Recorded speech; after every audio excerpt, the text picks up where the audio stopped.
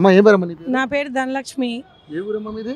మాది హైదరాబాద్ ముషిరాబాద్ ఏరియా. కానీ ఇక్కడ కొన్ని పనులు ఇప్పటివరకు కాంగ్రెస్ ఉన్నప్పుడు ఏం జరగలేదు.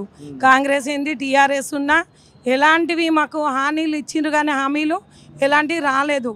ఇప్పుడు మొన్న ఎలక్షన్స్ లో చేసినప్పుడు 6 గ్యారెంటీలు అన్నారు కదా, అవి 6 గ్యారెంటీలు కాదండి ఇచ్చిండ్రు. ఇప్పుడు బస్సు ఫ్రీ అన్నారు. బస్సు ఎవరికి ఫ్రీ? ఇప్పుడు బీదవాడు రోడ్ల మీద పడి వాళ్ళు చస్తున్నారు. అలాంటి వాళ్ళకు మనం 6 గ్యారంటీలు ఇచ్చారు వాళ్ళు. కానీ ఇప్పుడు పింఛన్లు రాలేదు వచ్చే వాళ్ళకి. ఇప్పటివరకు పింఛన్ లేనని ఓల్డేజ్ వాళ్ళు బాధపడుతున్నారు. మళ్ళీ ఇప్పుడు కరెంట్ అన్నాడు, కరెంట్ది ఇంకా రాలేదు. వస్తుందా రాదా తెలియదు. అది 200 యూనిట్లు అని చెప్పారు.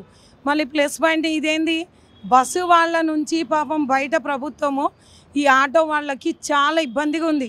కొంతమంది అయితే ఊరేసుకొని విషయం తాగినా చనిపోయారు. మహిళలకు న్యాయమే జరుగుతుంది కదా? లేదు లేదు అది లేదండి. పిల్లలకుండే డైలీ ఎవరు పోతారు? ఇంట్లో పనులు ఉండయా? డైలీ పోయే వాళ్ళకి లాభం. అది ఇంట్లో ఉన్న వాళ్ళకు అది ఎక్కువ బద్ధకము.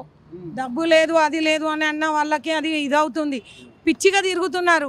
బస్సు ఫ్రీ అంటే ఊరంతా తిరుగుతున్నారు. దేనికి యూజ్ వస్తుంది? అది వేరే వాడు సఫర్ అవుతున్నాడు. ఉన్నోనికి లాభం, లేనోనికి ఏం లేదు. ఇది మధ్య రకానికి కానీ లో ఉన్న వాళ్ళకైనా లేదు.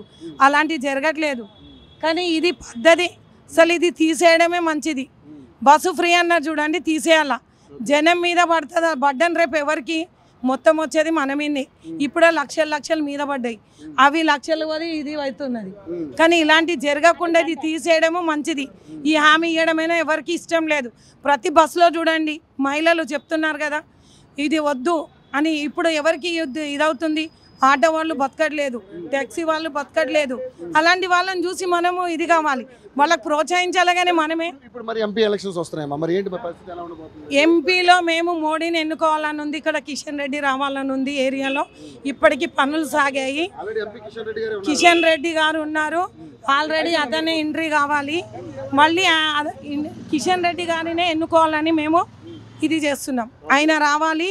ఆల్రెడీ లేడీస్కైనా చాలా ఉంది, మహిళలకి తన ద్వారా చాలా మేలు జరిగింది. కాబట్టి ఇప్పుడు మళ్ళీ బీజేపీ పై అధికారంలో మోడీ ఉండాలా, ఇక్కడైనా బీజేపీ రావాలి, ఈ స్థానంలో రావాలని మేము కోరుకుంటున్నాం.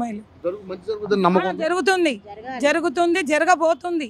చేసేది వాళ్ళు చెప్పినవన్నీ చేస్తున్నారు. ఇప్పటికైనా మహిళలు రోడ్డు మీద ఉన్న ఇలాంటి ఇక్కడ ఏదైనా ప్రాబ్లం వస్తుందంటే వెంటనే అందుబాటులో ఉంటున్నారు. కిషన్ రెడ్డి ప్రతి గల్లీలో అడగండి చెప్తారు. చిన్న బాబు నుంచి పెద్ద అధికారం నుంచి కిషన్ రెడ్డి ఒక ఫోన్ చేస్తే వచ్చిండమ్మా అని అన్నారు. ఒక ముస్లిమ్స్ ఎప్పుడు వెళ్తుంటాం, మా పనులు అవుతుంటాం, మాకు ఏదైనా బాధ ఉన్నా చెప్తుంటాం. అన్న మాకు ఈ ప్రాబ్లం ఉంది, సరే అందుబాటులో ఉంటున్నారు. లేనప్పుడు అంటే ఉండరు, ఉన్నప్పుడైతే మా పనులు సాగుతున్నాయి. ఇప్పుడు పింఛన్లు రాలేదని అడిగారు, నల్లలు రాలేదని అడిగారు. మీకు ఏదైనా ఇబ్బంది ఉంటే నాకు చెప్పమ్మా అని అన్నారు. ప్రతి ముస్లిమ్స్ మహిళ ఏమంటుంది, చాలా మంచి జరిగినాయి. మోడీ ఇచ్చిన హామీలు ఎంత బాగున్నాయి. ప్రతి ఒక్కరికి 2 భార్యలు అనేది ఒక్కరైపోయారు. ప్రతి ఇంటింటికి మహిళకి హామీ ఇస్తున్నాడు. సబ్కా అని ఇప్పుడు నేనేమంటానంటే మహిళల కోసమే కాంగ్రెస్ పార్టీ కూడా 6 గ్యారెంటీలని, అలాగే 500 రూపాయల గ్యాస్ అని, అలాగే 500 రూపాయలు మన ఇంటికి 200 యూనిట్లు కరెంట్ ఫ్రీ అని ఇలా కొన్ని పెట్టారు కదా. బడ్డన్ మన మీద అండి. ఇప్పుడు 500 గ్యాస్ ఇస్తున్నాడు, తర్వాత వేసేది ఏంది మన పైననే. ఇప్పుడు యూనిట్లు అంటున్నాడు, తర్వాత ఎంత పెద్ద దెబ్బ వస్తుందో తెలియదు. ఇప్పుడు ప్రభుత్వంలో డబ్బులు లేవన్నారు. కేసీఆర్ ఉండి పెద్ద దెబ్బ కొట్టాడు. ఇప్పుడు ఇతనైనా ఏం చేస్తున్నాడు? డబల్ బెడ్రూమ్ అన్నాడు, ఎవరికైనా ఇచ్చాడా? ఇవ్వలేదు. బీద వాళ్ళే అనగదొక్కారు కానీ ఉన్నోడు లేచాడు.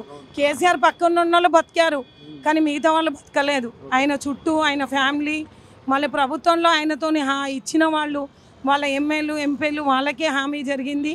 వాళ్ళ అందుబాటులో ఉన్న వాళ్ళకే జరిగింది, మిగతా వాళ్ళకి ఎవరికి లేదు. రెడ్డి పక్కా అండి మేము అనేది అదే. కిషన్ రెడ్డి చేశాడు, రాలేదు చేయలేరు. హామీలు ఇచ్చారు కానీ ముందుకు చూసాంలేండి, జరగబోయేది ముందు ఉంది. ముసుర్ల పండగ.